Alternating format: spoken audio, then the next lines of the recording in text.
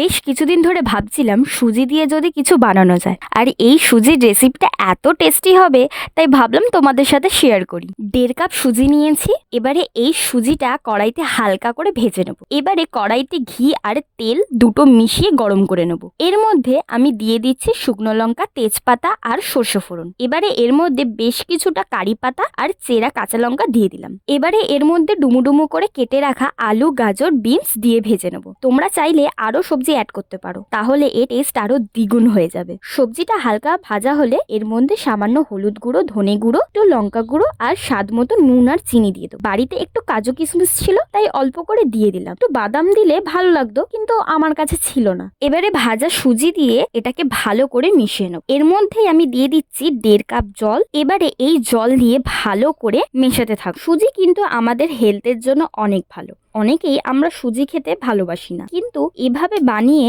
বাচ্চা বা বাড়ির বড়দের দেন তাহলে একটুও কেউ না করতে পারবে না। এতটা টেস্টি, দেখতেও এত সুন্দর আর ঝরঝরে হয়। গরম গরম খাওয়ার এর স্বাদই আলাদা। আর এই রেসিপিটা তোমাদের ভালো লাগলে অবশ্যই লাইক অ্যান্ড সাবস্ক্রাইব করে দিও।